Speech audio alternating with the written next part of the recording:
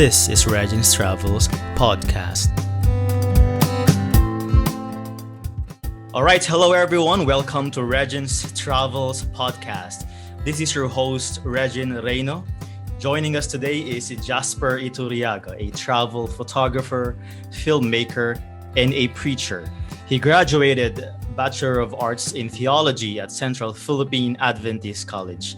He's been to a lot of amazing places, taking photos and videos for the ministry. And currently, he is having a jungle school project in Palawan, Philippines, which is 100% funded by social media. In this episode, we're going to talk about travel photography, filmmaking, and traveling with a mission.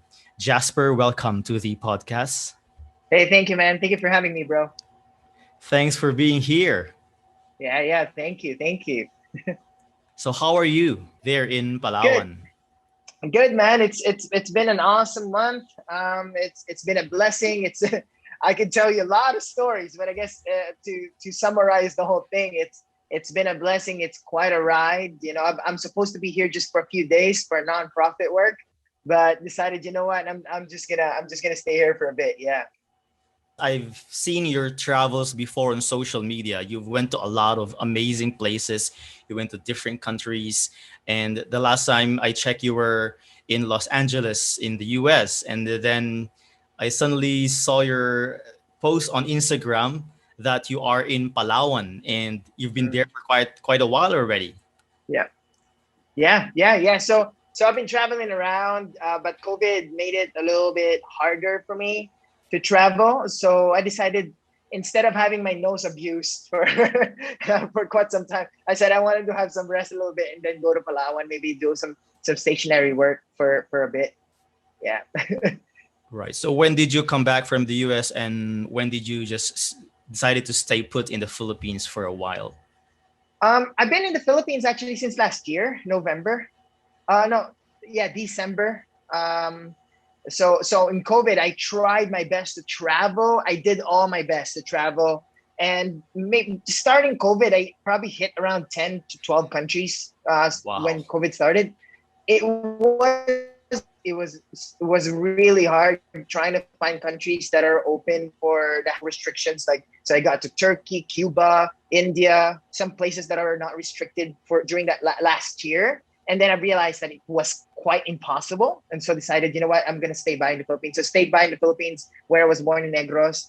Stayed there for a few months, then went to Los Angeles. Then I went back here in Palawan. So I'm here for about 7 months now in the Philippines. Yeah, when did you go? About 1 month in Palawan. 1 month in Palawan, yeah. Yeah. So how was it like traveling during the pandemic, especially going to a lot of different countries? Yeah, it is. It is probably the toughest years. And you know, we're Filipinos, man. We are holding one of the weakest passports out there. So it is very difficult. That alone is already hard. Then mixed up with the pandemic, it's already way too difficult. So going through African countries, it's much easier.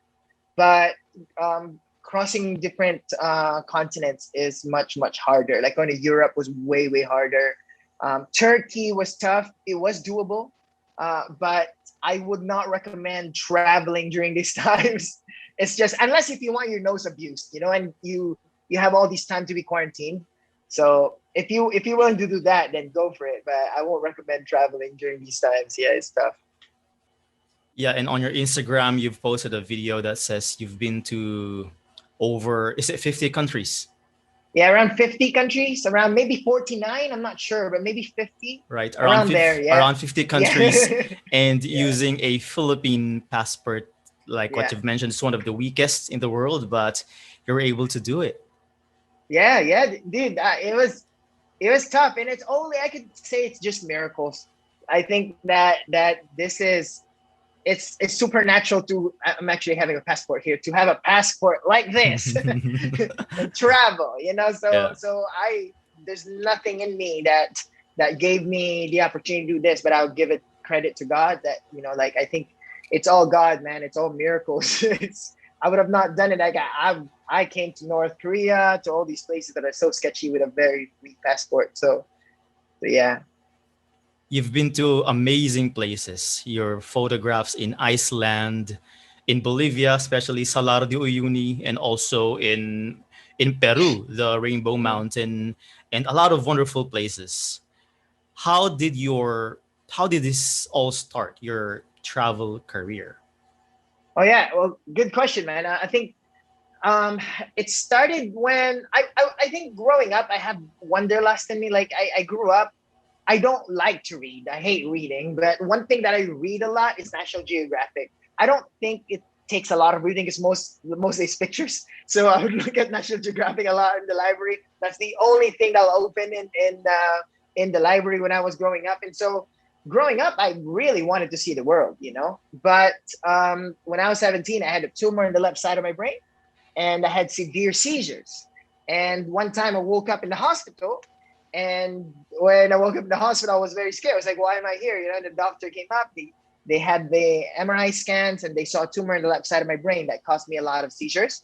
And so my father told me, hey, I think you should stop school. During this time, I was taking biology because I'm doing nursing. If you fail the nursing exam, so you do biology first, Yeah. so you can switch in the second semester. And my father was like, yeah, rest a little bit. After a semester, my father came back and he said, hey, I think God is calling you to be a pastor. I, that was, I don't want to be a pastor. I thought pastors were all hypocrites. I don't want to be one, you know. And then and then he forced me. But fast forward, I found God in studying theology, and then after that, the tumor was gone, and no operation. No, I did not change my diet. I'm a vegetarian now, but during that time, I did not change my diet. So it was not because of what I did. It was purely a miracle. And the tumor was gone, no medication, no operation. And from then on, I decided to really just full send for God. Like, you know what? This is my second life. Why don't we full send, you know? And I was assigned as a pastor in Indonesia, found fell in love with photography during that time, and then decided, you know what, I'm gonna lead pastoral ministry because I like photography more than being a preacher. Even though I preach, a disclaimer, I still preach, but I don't hold a particular church anymore. And Mm. so I left pastoral ministry to pursue my passion for filmmaking. We went to Europe for months and traveled there and did a series called Lineage Journey on YouTube. And that's how it started. Until now, I've been living out of the suitcase. For my suitcase, I have a little bag here where I live for the past 4 or 5 years in 50 countries. Yeah, living out of a suitcase. Wow. That's really amazing.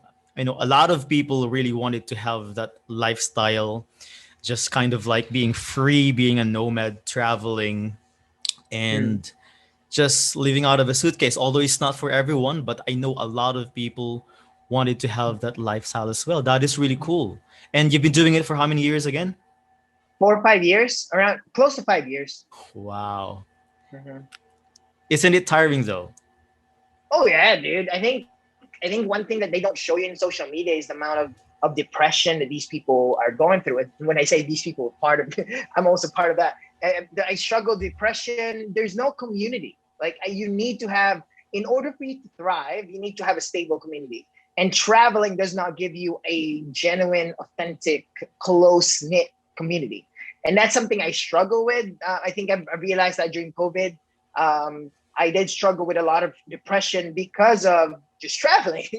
I put my worth so much in traveling, forgetting that I need the community, I need the family, I need someone to talk to personally, and that's something that has. And don't get me wrong, I love what I do, but I think that without temperance and without being careful to really find a community, this will really destroy you, and eventually you hate traveling. I came to a point where I hated flying. And let me tell you, there was once a time where I did 25 countries in 2 months. And Wow. that was, I will never, it was good in paper. It's like, wow, I did that. But traveling in 6 different continents in 2 months was not fun. You know, it got me into the one of the lowest times of my life. Yeah. Yeah, I can imagine because I was also able to travel long term, but it's not as long as what you did. I traveled for Mm. a month straight, Mhm. and especially for us Filipinos, that is already long because we're used to just 3-day vacation, 1 week vacation. So Yeah, maybe for some nationalities, the 1 month is not that long, but for us, that's already long. So I did yeah. it, and yeah, it's so tiring, man. It's like you see people on social media, especially these digital nomads, and you envy their lifestyle, but what they don't say, like what you've said, is very tiring. And I didn't know that it causes depression as well to some Mhm. people. I didn't know that, but yeah, Mhm. it's Mhm. it's Yeah, it's not always I struggle rainbow. a lot with it. Hmm. So yeah, you're going to different countries. So basically, a company sends you to do this. Like what kind of mission company or something sends you to these countries and take pictures or videos? Yeah. So I found a way out of the system to not so the whole issue is if you work on a certain company, you get stuck and you have a boss and people tell you what to do, right? So I've realized that if I work for certain people in a certain like year and amount of time, that I could do it and travel. And so I've realized that instead of being stuck with, we're Seventh Day Adventists, right? And so we had churches and all that kind of stuff. So I've realized that I could just tap on certain independent ministries that are not tied into churches or even the mother church itself, that I could travel with them. Like I work for the GC for a few weeks, and then I work for ASI for a few weeks, a Okay. few for churches for a few weeks, and all that kind of stuff. Or I'll preach in Romania, I'll preach in Paris. So these people will buy my ticket, and on the side, the church will buy my ticket, and on the side, I'll do photography and video. It's all a mix of everything. Yeah, so mostly video, photography, and preaching. So that makes me travel, and so I tap to all these independent ministries or churches. Then I get to travel for a free ticket. For the past 5 years, I don't recall paying for a single ticket. For the past 5 years, I don't remember. Maybe I might be wrong, yeah, but I don't remember paying for a single ticket. That is really amazing because nowadays an online presence is really needed, in Mm-hmm. businesses, even in ministry. And in your case, you have this skill in photography and filmmaking. So I think that's the main reason why you're able to really do this, and you're able Mm-hmm. to tap on this companies or missions or even lay ministry to Mm-hmm. do it. And that's really cool that you're able to travel for free in a way. And that's one of the tips that our listeners can get as well, because a lot of people nowadays are thinking, how can they love traveling, but how can they do this for free? And that's one of those. Mm-hmm. Yeah, yeah. It's a gamble though. So a little disclaimer: I am not paid. Most of the time, I'm not paid. Whenever I work for big companies like the GC, or I do part time with some big companies like Philippine Airlines, or or a photography gig, I get paid. But most of the time, if you're doing it for ministries, and most of the time I do mission work, so I'm not paid to do it. So sakto lang. Like it's enough for me to live. So if you're willing to do that, then go for it. But if not, it's not a really career for you to make money. It's purely passion based. Yeah. Right, it's passion. And I think it's like at your age, you're still young, so I think it pays to gamble to that kind of activities and be able to see the world, Yeah. following your passion, doing what you really like, and you're happy doing it. You're able to Mhm. see the world. Not a lot of people can do it. So talking about your travel destinations, you've been to around 50 countries. You're assigned to take pictures mostly for the ministry, for the furtherance of God's work. What are your favorite travel destinations? Ooh, that's a good question. Um, if I could to say my favorite places, I think if a little biased, Indonesia is pretty, just because I've lived there. I was a pastor in Indonesia for like 4 years. So I think one of the prettiest places in the world is Indonesia, just culture. And next to that, probably is Italy. Italy is such an amazing place. I think both countryside and the cities. Iceland is beautiful. Norway is beautiful. Um, Surprisingly, America is really pretty. Like national parks is super pretty. But of course, I'll say the Philippines. The Philippines, nothing beats my experiences in the Philippines. So this might be a little, it reeks bias because I'm a Filipino. But the experiences I have here in the Philippines, like if I get to pick a country, I think the Philippines is such an amazing place to visit. While you've mentioned Indonesia, I remember being there, and I really love the food. The food in Indonesia is Oh, the food. I yeah, forgot to mention that. Yeah. I miss the food there in Indonesia. The best. And how were you able to learn photography? Because obviously they hire you for your skill and your talent. You take awesome pictures, you do filmmaking, and these companies will not just hire you for nothing, right? They have to see your work. And how did you learn? How did you learn, and how did you perfected your craft in terms of photography and filmmaking? Yeah, well, a little disclaimer. I don't know if I've perfected my craft because I'm still learning. But I think that I started really YouTube. I have no mentor. I have nothing. I was a pastor, bro. I'm a major in theology. None of these artsy things is in theology. If you take the bachelor's, there's nothing in it that's artsy. So it's all when I was a pastor in Indonesia, I had to learn it, like hands-on in YouTube. I started with my cell phone, started taking photos with it. Then slowly I had a camera. Someone gave me a camera, a lens, started to take photos. But I think what made me start is filmmaking before photography. Photography was the last one. Mm. And filmmaking was the first one. When I purchased my first drone, I didn't know what I was doing. But I remember I was in Palawan around 6 years ago. I flew here, and I was actually with the same ministry that I'm with now. The reason why I'm with in this ministry because 6 years ago I made him a film, and a friend of mine who's a helicopter pilot, he left when I came here. So I promised him, hey, when you come back, I'll come back and film you. And 6 years later, I'm here. Wow. So I'm doing this work. But before that, 6 years ago, I came to El Nido way before El Nido was famous. And so I had my drone. Drones were not famous during that time yet. So I start flying my drone in El Nido, making a video. And was not expecting anything, right? I posted it in social media, woke up, and it has almost 2 million views, right? Wow. And I was like, what? It went viral, And then during that time, I was in Sydney, Australia, preaching. When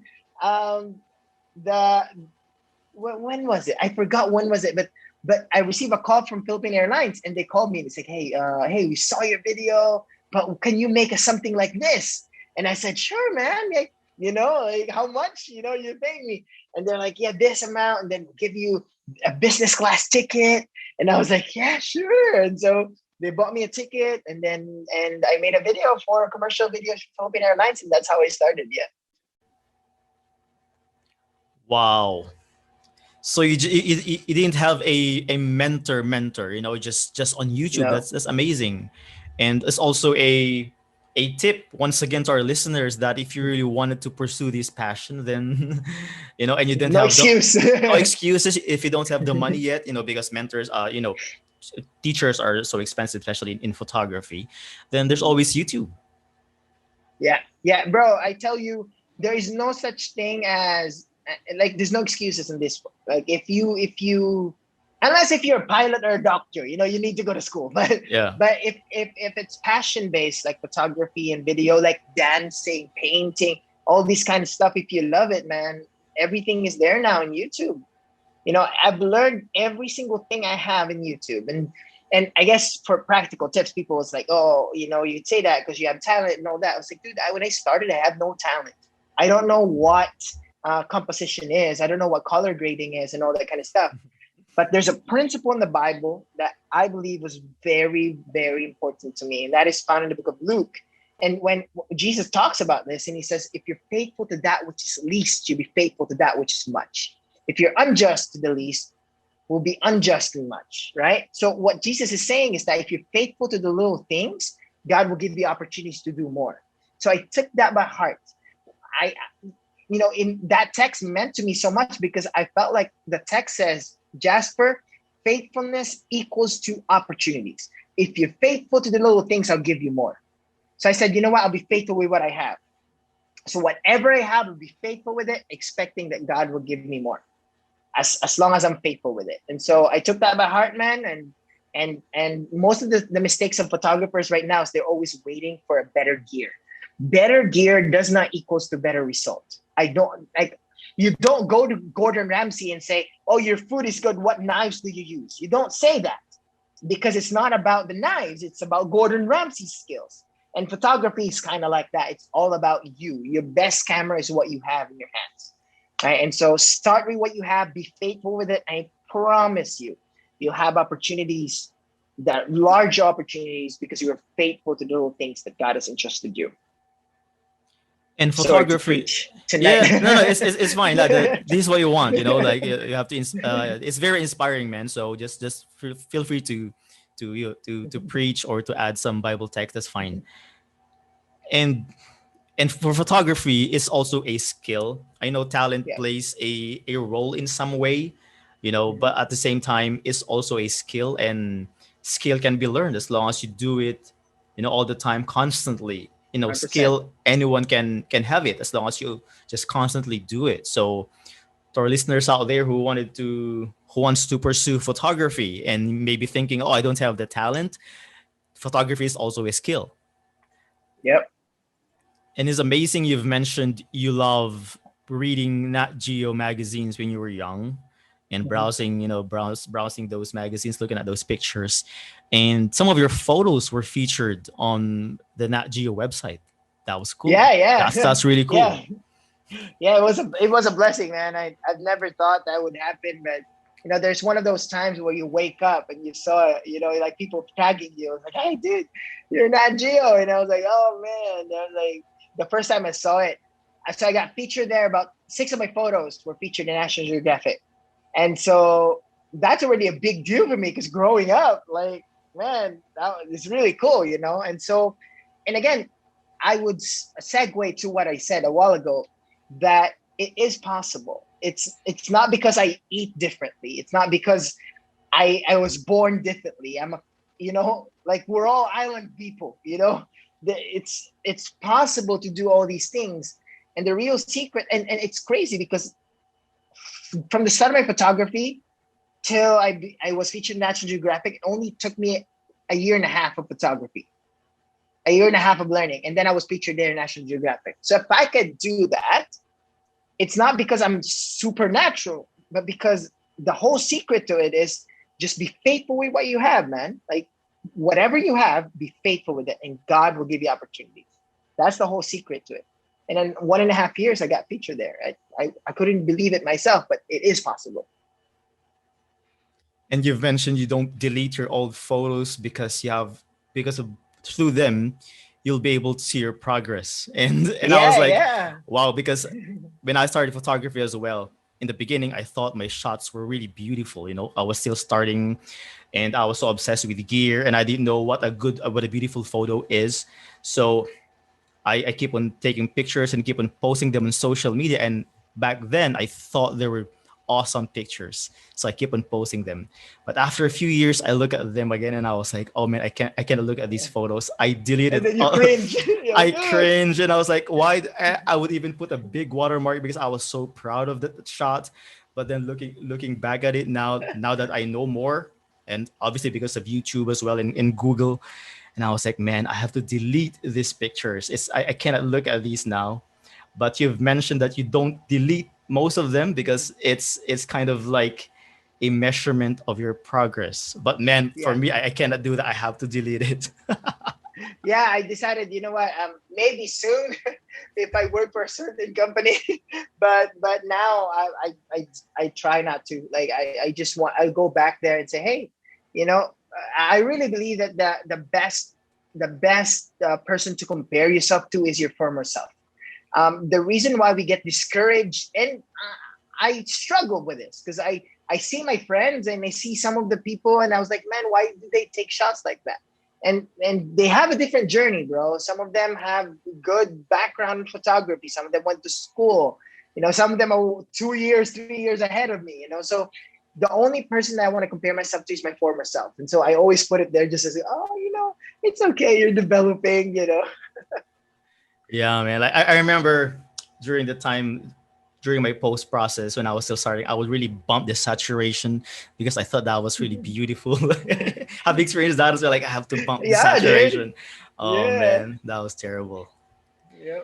So how about your gear though? Like, you're basically taking profession. You're basically a professional travel photographer now because you work for certain companies, and you need a professional gear for that. Is it also like they provide you the gear as well, or do you buy them your own? Um, no, most of it are like my hard work, and most of it is because I've worked for a certain company and gave me a gift, or saved for it. But the funny thing is, some of these are church given. Like Wow. I've done ministries for them, and they say, "Hey, you want an upgrade? We'll help you out with this." I won't name the company because I was told not to say it, but there's a company that gave me a certain percentage.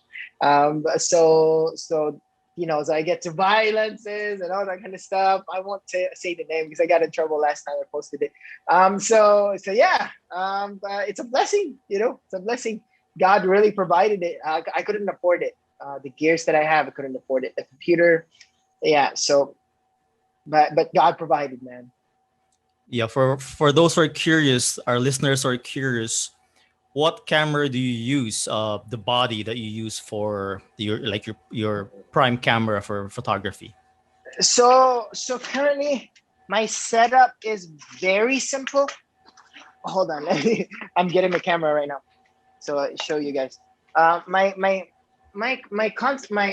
bag, because I travel very light as much as I can. So I have a Sony A7 III. So I have three of these bodies, but I only can't carry two. Um, so one of it, I lent it to my friend for now, but I have one A7 III bodies, a 70 to 200 lens, which is my zoom lens. This I rarely use this, but sometimes you need a zoom.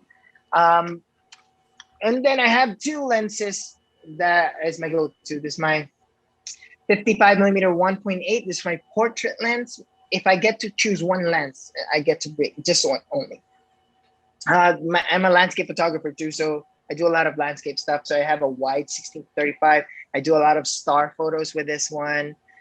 So that is my setup, and I have a DJI Mavic Pro 2 drone. That's for my drone. So that's just in my bag, and that's what I use whenever I travel. I try to make it as simple, minimal as possible. So when you started, did you start with a DSLR and then just switch to mirrorless nowadays because mirrorless is like more common? I started with the mirrorless Oh, because okay. when I was starting, Sony was already like up there. They're Okay. like starting, and that was the cheaper option. Yeah. Yeah, because a lot of photographers they started with a DSLR and then Yeah. suddenly slowly switching to mirrorless Yeah. nowadays, maybe because of the Yeah. weight and Yeah. some reasons. Yeah. Oh, great, great. So was that the drone that you used when you were starting as well? Is it the DJI? When you've mentioned that drone wasn't yet common during that time, probably 6 years ago, was it DJI as well? This is all DJI. This is my seventh drone. So I remember crashing about 10, 11 times, repaired some of it. So let me show you. So I use my Mavic Pro 2 drone, and then this thing is already, I crashed it. So look, it's broken. Yeah, it's all DJI. It's all DJI. So you went to a lot of different places, and most of the reasons is because you have a mission. You go to mission trips, whether that be taking videos or pictures or preaching. Preaching. Can you share us some memorable or unforgettable stories in your travels? Ooh, I name you a lot. I think I'm a Christian, so I most memorable ones are, of course, miracles. I'll tell you one story. When I was in Australia, we're Filipinos. They always check how much money we have for our bank accounts whenever we apply for visa, right? Yeah. They go, how much money do you have? So I remember I went to Australia, and I just gotten my bank account. So I have 5,000 pesos in my bank account, $100. I remember that time. So this was 2017. I was in Indonesia preaching, and I was called to go to Australia to preach too. I fully believe that God wants me there, and so I was like, man, um, I'm scared because I need to apply for a visa, and so I flew to Indonesia. Before I went to get an interview, they sent me an email saying, hey, we need to see your bank statement to see how much money you have. I was like, man, I only have 5,000 pesos. This is going to be wild, So I prayed about it. I had peace, and knowing that the Lord will have 1,000 ways to provide in which we know nothing. And so I prayed that night. Then I woke up before the interview. And in my phone, I received the notification that I received $5,000 in my bank account. $5,000. That's a huge amount of money. And I was like, man, I don't remember working for anyone worth that much. And so I had this company, I won't name because I'll be in trouble. So I scrolled down and I saw the name of the company. I emailed them because I worked with these guys before. And I told them, hey, I don't remember working for you guys worth 5,000 pesos, $5,000. And they said, oh, we made a mistake. It's not for you. Please return the money. And I was like, man, can I borrow the money just for the day? Yeah. And to show the Australians? And they said, sure, just return the money. And so I showed the Australians that I have $5,000, and they signed my visa, and I went to Australia, and I returned the money. So I was broke again. But it was crazy. I'll never forget that, because I'm not, supposed to be. I wasn't able to go in because I had no money, but the Lord was able to provide.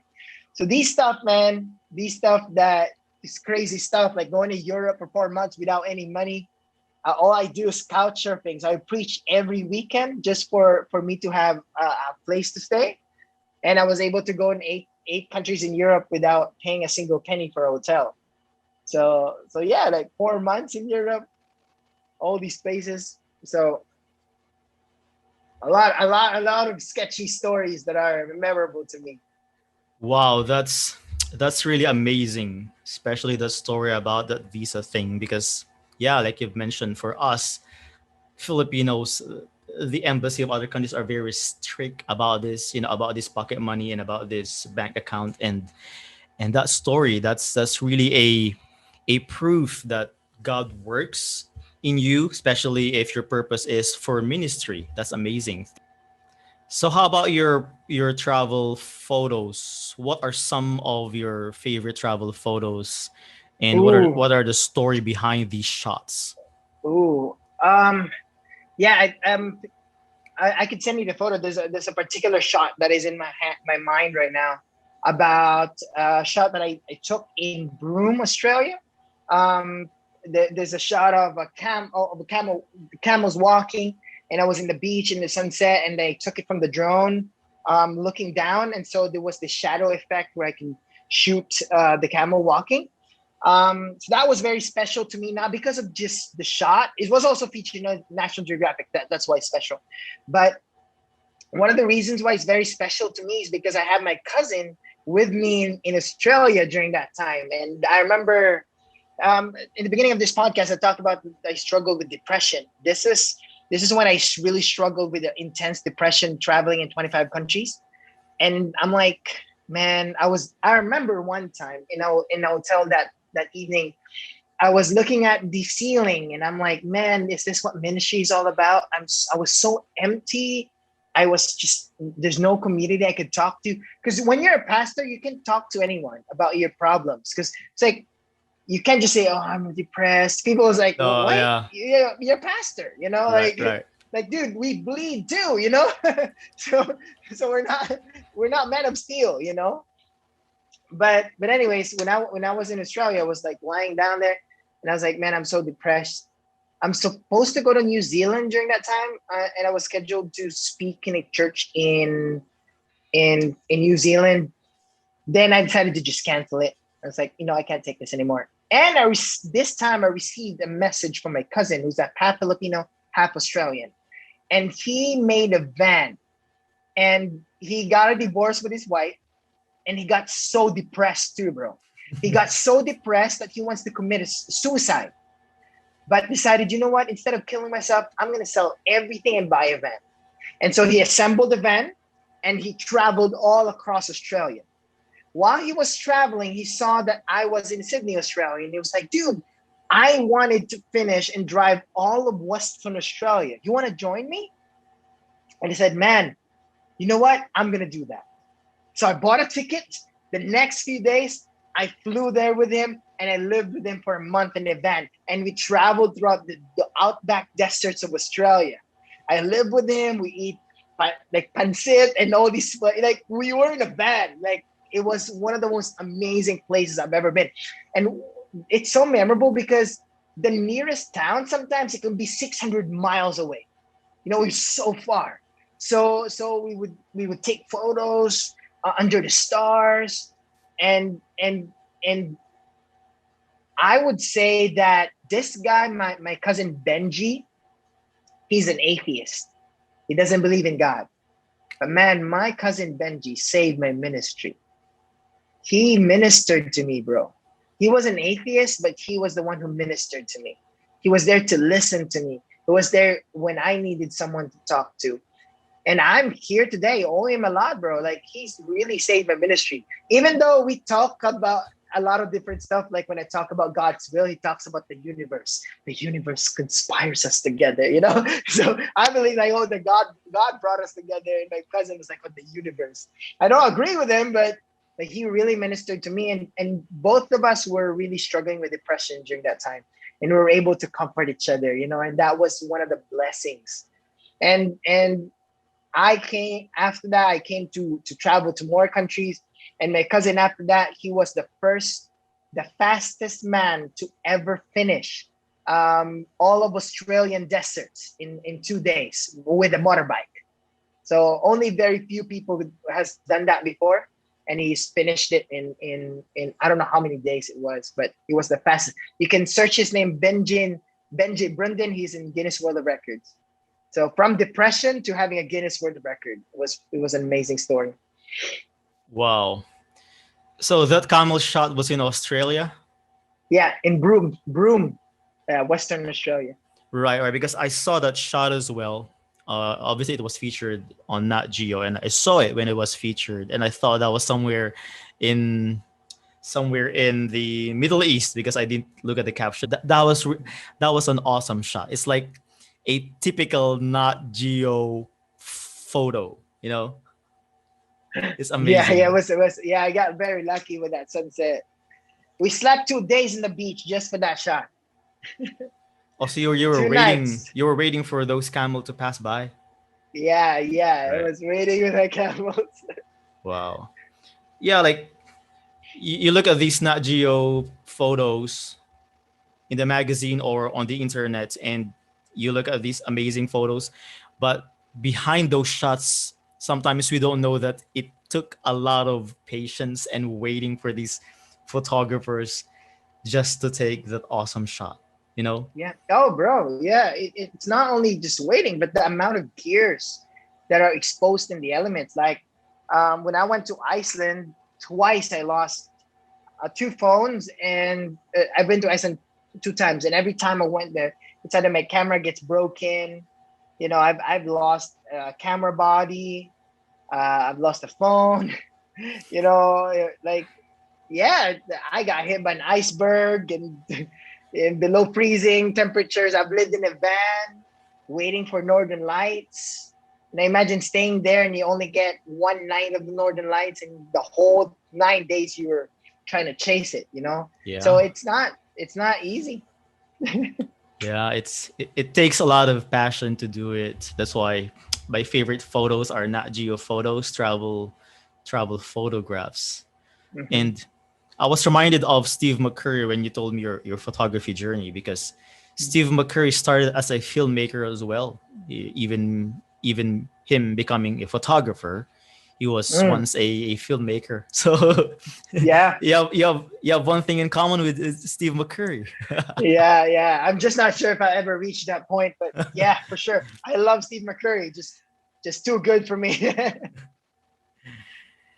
Yeah, and you've mentioned these awesome trips, like road trips in Australia, being in a van, going to Iceland, and then at this age in our culture, we are encouraged to settle down, go to school, finish your school, study well, and after that, graduate, find a secure Wife. job and a wife and have a family and settle.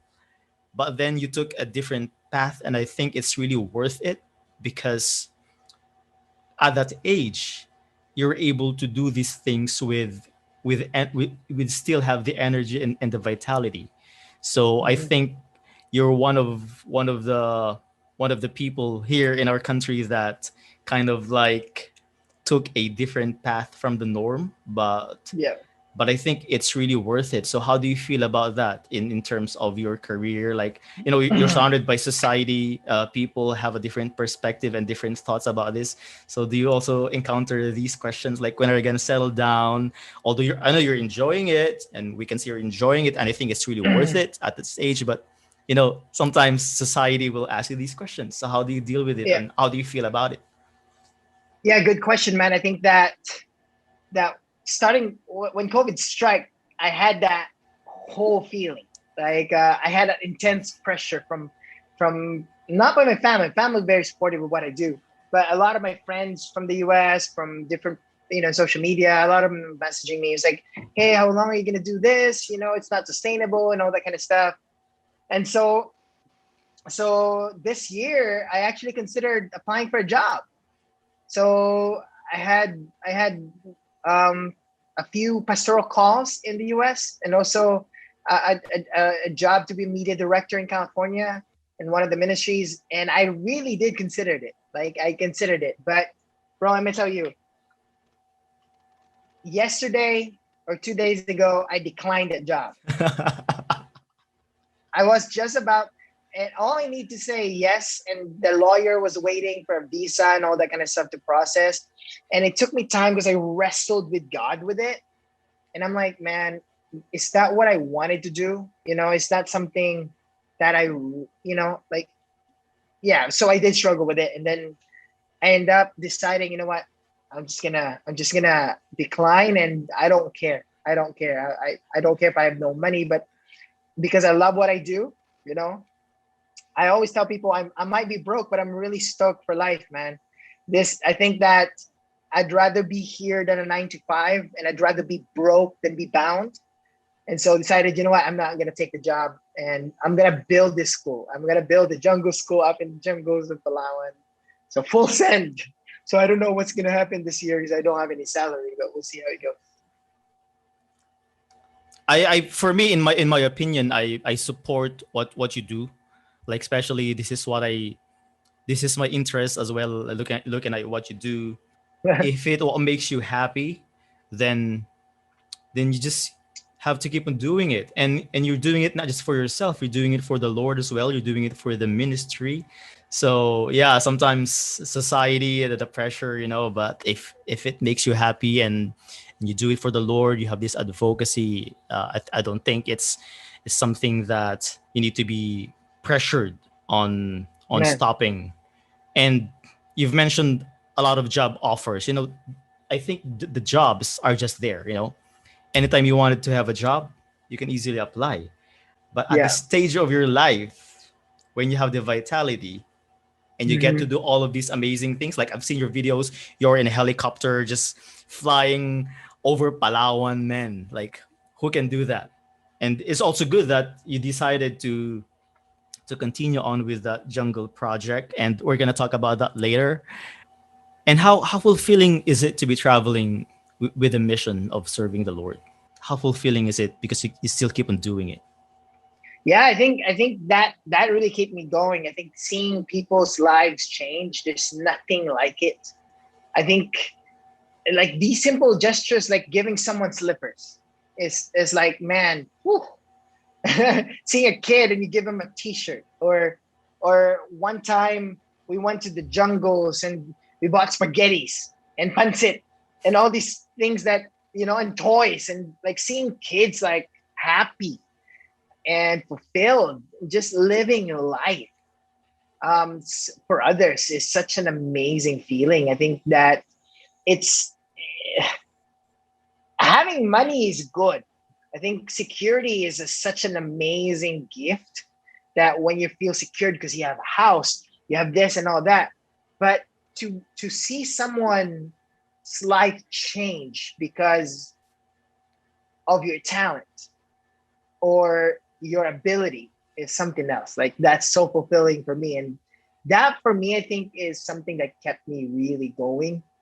You know, seeing kids like a little example about this is when we do medivacs. I'm with my friend. So a little context maybe for your viewers. In Palawan, we have a aviation program, which is a Philippine Adventist Medical Aviation Services. And we have an airplane. It flies inter islands in different like Mapun, Tawi-Tawi, and they do medivacs to all these remote islands. And we also have a helicopter, which is also nonprofit, and we give services for free to the natives, and we rescue them if whenever they're sick and dying. You know, because some of the hospitals can go up to 18 hours or 10 hours walk. It's very far. With the helicopter, it can go up to 10 minutes and we're there, you know? So we rescue them. And sometimes it can get scary. Sometimes you wonder why I'm here. There's no salary, you know, and all that kind of stuff. But when you are there and see people's lives change, like this kid, I don't know if he's a kid, but some of these Palawans, they don't know their age, but they look very young. And so we rescued him, and he was like inflamed all over his body, like swelling, and his kidneys failed, liver, and all that kind of stuff. When we airlifted him, he can't even walk, so we lifted him up, put him on a chopper, flew him, and in the next 3 weeks, we saw him out of the hospital, and there was this big change. I could send you pictures, but there's this big change in this guy, and I didn't even recognize him. And they said, "Oh, this is the guy you rescued." And these things kept you going. Like, man, seeing it, like, it's such a powerful image. And you, at that time, I felt like I want to go home because I experienced someone during that time. I experienced a live birth in the helicopter. The first time I've experienced that, and the baby died in the chopper. So I saw the baby and it was blue and it's dead. So it really like messed me up. And I'm like, man, I'm not made for this, you know? I want to go home. But seeing things like this, really like seeing people's lives change, I'm like, man, I want to do this more. Yeah. So that keeps me going. Wow, that's amazing. Amazing. You really have amazing stories, not just, especially hearing it now, like we're having this conversation. It's really very inspiring. And yeah, life is not just about earning money and having a stable job. I've read this quote in one of the books that I've read before that says that a lot of people die without living their dream, settling instead for comfort and security. You have the courage to do these things because this is your dream and you're so passionate about it, and it really fulfills you in terms of your mission. You have a mission, and at the same time you get to travel, so that's really admirable, especially hearing these stories. Yeah, man. I think that I remember there's a quote that says, "We're so busy trying to make a living, forgetting how to live." You know, we forget how to live, and I think that many of us are like that. You know, we are so busy in just making a living, forgetting that God wants us to live too. And so, I think it's a good challenge for each and every one of us. You know, like don't forget to live, make a living, but don't forget to live, to really live life. Right, I really want to emphasize that one because one of my advocacy as well, especially in like in doing this podcast and posting travel photos on YouTube, is to encourage people that life is supposed to be enjoyed. Life is supposed to be lived. Imagine if you live your Mm, life, you pay bills for you pay bills for 50 years, 50, 60 years, and then you retire. You have all the freedom, but at the same time, you don't have the vitality anymore. So Mm, for me, that is not like that is not life, or that is not living. So for traveling is sure. one of the ways to live your life. So it's really good when you've mentioned that. Yes, what was the quote about? We we work We're so busy we were so making busy a living. Yeah. making a living that we'll forget to have life. So Mhm. yeah, that I really want to emphasize that, and I always post that as well, and remind people and remind myself that there's more to life than just working Yeah. 9 to 5 and paying bills. It's supposed to be Mhm. enjoyed. And it's not just about the money. Of course, we need money to pay our bills, but more importantly, life is supposed to be lived. And one of the Man. ways to live your life to the fullest is to travel. And regarding the jungle school that you've mentioned a while ago, it has gone viral nowadays. Like I've seen the Yeah. the posts on Instagram, even celebrities are commenting about it. Like I've seen the post of Shrok, the Yeah. captain of the Philippine football team, Ascal's, kind of like posted it on his story as well, Instagram Yeah. story. So it is a jungle school in Palawan, 100% funded by social media, and you Mhm. initiated this project. It's an amazing, amazing, and impressive project. And Mhm. first of all, congratulations! You're able to to reach the goal, and of course, praise the Lord for this. Can you tell us more about this jungle school Yeah. project in Palawan? Yeah. And I'm glad that you mentioned these guys like Stroke shared it, and like Matthew Godicelli shared it on his Instagram. It was, I think these guys really helped it, you know. So I'm happy, and shout out to these guys, to Matt for helping me out, you know. But I guess, so a little context about this: we were doing a lot of medivacs, and one thing that we do also is do supply runs for the jungle schools. The aviation and Adventist Frontier Mission has schools in these jungles in Palawan, and very remote jungles. Most of it are literacy schools, so we teach kids how to read and all that kind of stuff. So I end up being in one of these jungle schools. I saw them, and in Pamas we have 3 jungle schools. And I remember we went to one of the village to do medical mission, and I saw the kids there. They have no slippers, and I was asking them, "Where do you guys go to school?" And they don't know, you know, like they don't have an idea of what school is. Like they just said, "Oh, we sing here" and all that kind of stuff, but they don't have an idea of what the school structure looks like and all that kind of stuff. And I said, "Man, what really is the purpose why I'm here? You know, is it really just giving medicine to people, just giving food and all that kind of stuff? Or is there more to this?" And so I prayed about it, talked to Pamas, the people, and they said, the village that you went, they really want to have a school. And I was like, man, really? How much is the school cost? You know? So I was like thinking about it, and the what's that called? The president of Pamas told me, or the director in Palawan said, around 250,000 pesos. You know, like, oh, really? So what if I raise $10,000, which is like 500K, right? Will it supply the school at least, or make a building? I said, yeah, it's more than enough. And during this time, mind you, during this time, I made a test because I visited a small school too, and I asked the teacher, "What do you need here?" He said, I just need rice. You know, we want rice." And it's like, okay, I'll try to ask my friend, maybe in Instagram, maybe we can ask them to provide you some rice. And the goal is to just buy a sack of rice for Jillian, the teacher. Maybe we could buy her a sack of rice. So I posted it. It's like, hey, who wants to help teacher Jillian? Dude, I posted it on Instagram, and in one day, I had 500,000 pesos in my Instagram stories. For a This sack was of before the rice. GoFundMe.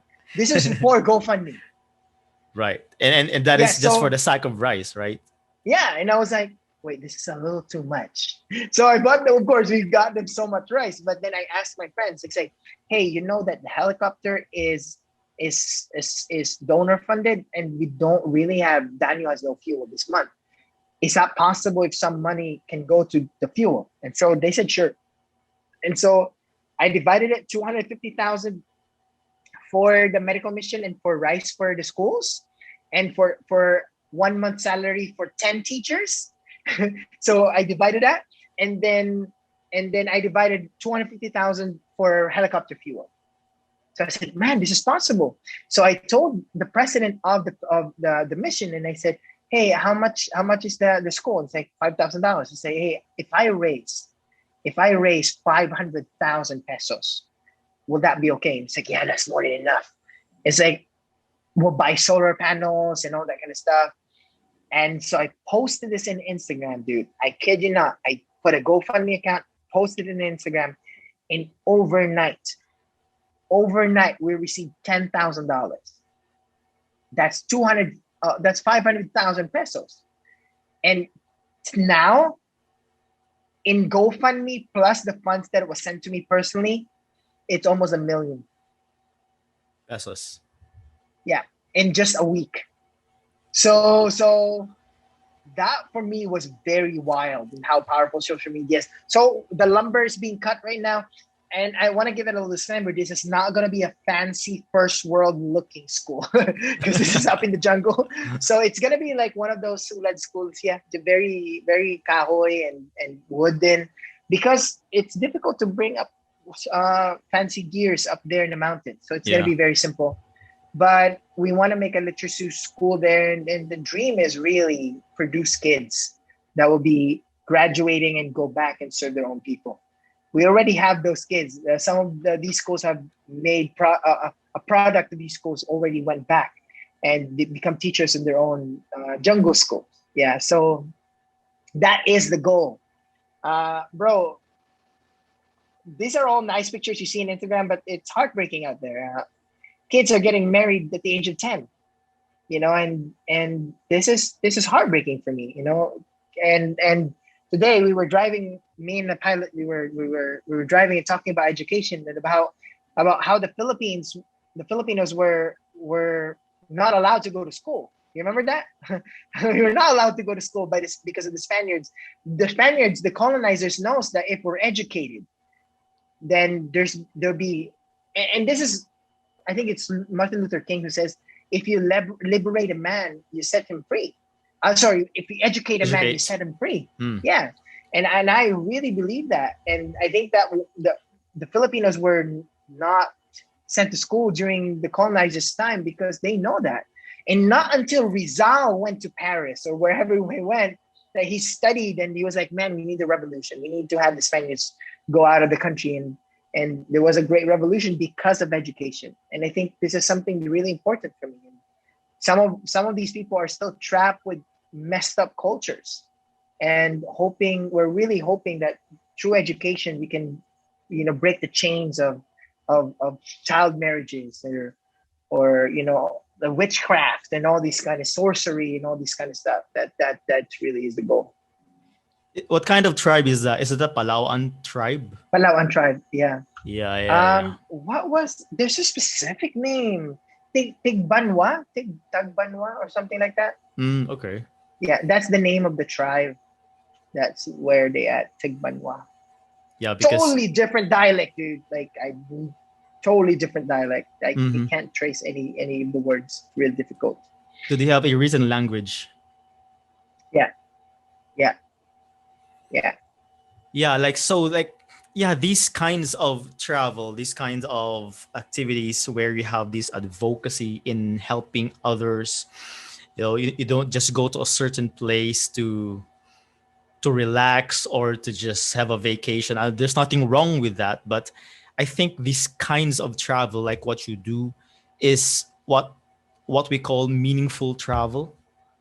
And it's so fulfilling. You go to a place, you have a purpose, and not just to take a photo of the sunset or not just to lay on the beach, although like what I've said, there's nothing wrong with that. That's also necessary for your health, for your mental health.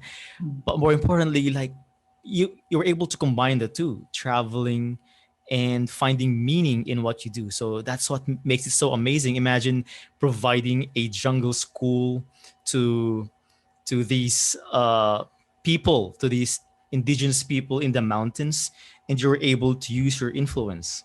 You know, Yeah. your social media presence was put into good use. Yeah, it's a blessing, man. And not only the goal is really not just to build a school, but to sustain it. So currently we have enough money to sustain it and to pay for 2 volunteer teachers for a year. So our goal is to sustain it, till till Jesus comes. That's the goal. Yeah. So I guess you're gonna be staying there for quite a while in Palawan. I I wanna see it rise. I want to see it rise. I want to see it built. Hopefully, I was praying that it'll be finished in 2 months or so, because I need to fly to Israel and Sierra Leone. Yeah. Wow. Amazing, man. But that's bad news for those who want you to get settled down, who want you to settle down, Not like those now, not friends and now, relatives. not now. I enjoy this too much. All right. So, how about for those who want to help or to contribute to this jungle school? Like, how can they? Like those who are listening to Yeah. our. So if you want more information about the Jungle School, you can message me on Instagram, PSTR Jasper. It's a code name, PSTR Pastor Jasper. But you can message me there, give you information, or you can go to our GoFundMe account and just type in Jasper's Jungle School. And yeah, so that or message me on Facebook. So that's how you contact me. All right. Okay, before we end, we're about to end, but before that, since nowadays people, like especially before the pandemic and after the pandemic, people are going to travel, and travel photos are, with the advent of social media, travel photos are now very common, travel videos. Any tips to our listeners on how to take beautiful pictures? Ooh, that's it's Like that in that's a quite difficult. nutshell. Yeah, in a I nutshell. think do not focus on gears. Enjoy more the memories that you have, but I think most especially if you could learn how to compose shots. I think above anything else, you can use the least camera. If you're good at composition, you can tell a good story. So one tip that I want to give you is there's a 9-minute video by Steve McCurry in YouTube called 9 Composition Tips. You type in 9 Composition Tips Steve McCurry in YouTube. And so there's just powerful tips on how to take photos. It's not talking about technicals of how to use a camera and all that kind of stuff, but when you point your screen or your lens to a certain object, how do you do it? How do you portray a story? That really helped me in my travels. So go to YouTube, type that in, and that really helped me a lot in my journeys. Yeah, as a photographer. Yeah, I saw that one as well. Like that video. Yeah. That's really helpful. And a lot of people sometimes they focus on post process, like the colors and all that stuff. But if you look at Nat Geo pictures, most of them are not even edited or post processed.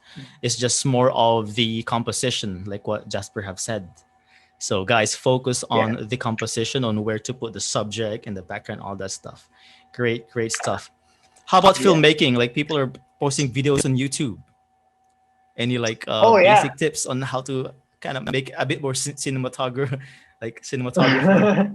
Oh, that's difficult. It took me time, years to really know what to do. But I think the sequence is very important. Sequencing is very important for me as a filmmaker.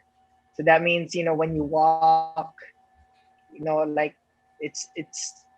I think one tip is if you make a film, do a sequence about wide establishing, just to let your viewers know where you are, then a medium shot, then a tight shot. So that's usually how, if you look at how my videos work, it starts with a chopper up in the mountains, and people say, oh, you're in the jungle. And slowly you see a feet walking, and the community's walking by. And it started really just attracting people, like letting them know where you are and Right. start your story from there. Yeah. Great tip. Do you have any a filmmaker idol? I think there's a guy that I look up to he's both photographer and a filmmaker, Chris Burkard in Instagram, Chris Mm-hmm. Burkard. Chris Burkhardt. And also there's a guy who does filmmaking that I really like, a Brandon Lee. Brandon Li is the Lee for his last name, so I really admire that guy. And of course Steve McCurry from photography. I still watch his stuff. Yeah. All right. So you've mentioned depression a while ago, and I think it's very important to address this one because me like me personally, I didn't know that this exists amongst long-term travelers. To be Mm. honest, I know fatigue, travel fatigue, and burnout, but I didn't know that depression can hit you as well, traveling a long time. So any message or tips to long-term travelers out there, especially digital nomads are common nowadays in terms of battling depression because you were able to to win this battle and you've experienced it and you were able to win it. So any just quick tip? I think community is very important. One of the ways to really combat depression is community, an authentic, loving, genuine community. That's something that has really helped me. Without that, I don't know if I ever survive my depression or overcome it. That's the term I'm trying to find. Overcome it. Yeah, community, man. Pause to really enjoy. One of the mistakes I've done is that I keep doing it because I'm expecting to post something on social media. I'm expected to let people know where I am, and I'm expected to let people know how awesome my life is. And I realized that that's not what it is. People will see your life, your awesome life, and it will just be spontaneous. You don't have to prove anyone a point. If you live your life spontaneously, it will come out, but you don't have to force it. The more you force it, the more you struggle with your self-worth, the depression, and all that kind of stuff. And so find meaning in life. I think one thing that really helped me overcome depression this year was finding meaning. Like I could help a lot of people through social media, and that really gave me so much meaning. And that really helped me overcome. So yeah, find meaning. Don't just live out for yourself, live for others. It really helped me a Wow. lot. That's a very powerful message, especially when you mention social media, because there's a lot of research nowadays that it is one of the major causes of depression, especially when you've Mhm. mentioned the pressure to post for the sake of impressing others. So I think it's a very strong Mhm. message to all of us, especially for us travelers, that we shouldn't focus on that. No, focus on the Yeah, journey. yeah, Share if you want to your family, friends, but not focusing on impressing them. yeah. I think that drug, what was that called? Dopamine. That when you do social Dopamine. media. Dopamine, yes, it is dopamine. Yeah. So it gives you a good kick, but research says when you have community, it has more lasting serotonin or something like that, a lasting effect to you, and that makes you more happier. And so I would say, do what you love to do, but never forget to find community. Never forget to find authentic, genuine community outside of your screen. Wow, great. And you've mentioned doing something for others. It reminded me as well of our Sabbath school lesson last week, being restless. If you are selfish, then you become restless. So doing something for Yeah, others is a good way to also cure that one, like what you're doing right now with the jungle school. Okay. for sure. Any final message to listeners out there who look at your picture and envy you so much and want to see the world as well, travel the world? Uh, I think final message will be a little bit of a more challenge for everyone. Um, I love reading the Bible, and one of the most powerful stories in the Bible for me is the story of Peter. Um, Peter was in the boat, if you remember that story, and he was in a storm. And I remember vividly that story. Jesus was on the sea, and he was walking in water. And then Peter didn't know who that was, but Jesus said, "Hey, it's me, Jesus." And Peter said, "Well, Lord, if it's you, allow me to walk on water." And Jesus said, "Dude, come. It's me. You don't come." And then Peter stepped out of the boat and he starts walking and he starts to sink. You remember that story? and he lost sight of Jesus, and he started sinking, and he drowned for a bit. Jesus ran, he rescued Peter, and most of the time preachers would use the story of Peter to give an illustration of what happened to a person when they lose sight of Jesus, right? Oh, see, he ran out of faith and all that kind of stuff. He lacks faith. But think about it, bro. Yes, Peter sank, but Peter was the only one who walked in water. The rest of the disciples did not. You know why? Peter was the only one willing to step out of the boat. He was the only one willing to step out of the boat. The rest of the disciples don't want to step out of the boat. And yes, sometimes you may drown. Sometimes it may overcome you, the waves of life, because you're outside of your comfort zone. But I tell you, the only way to experience God's miracles is when you're willing to step out of the boat. So I would encourage you guys, those who are watching, step out of the boat. And I promise you, it may not be a literal walking on water, but you will experience God's miracles. You know, I grew up in a church where there's a lot of miracles. We read a lot of miracles in the Bible, and I read miracles from David Gates, from all these great men. They're like, wow, these amazing stories. But I realize I'm done listening to these stories. I want to experience them. And so I would encourage you guys, taste the Lord, for He's good. Step out. There is no progress in comfort. Progress can only be attained when you're willing to step out of your comfort zone. Step out of the boat. And I assure you, you'll see God's work in your life. God will work through you, and you'll see maybe an opportunity for you to walk on water. Amen.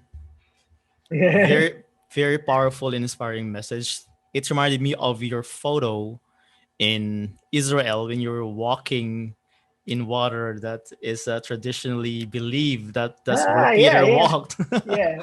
Well, it's kind of a scam, but yeah. I don't know if it was the right spot. Yeah, but for sure. I remember that. Yeah, in Israel. That was a long time ago. Yeah.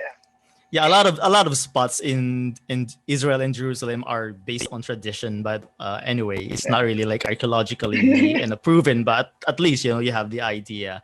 Well, thank you so much, Jasper, for being on the podcast. You. It was a pleasure hearing your stories and you coming to life, seeing the man behind these beautiful pictures. So I appreciate your time. Thank you so much.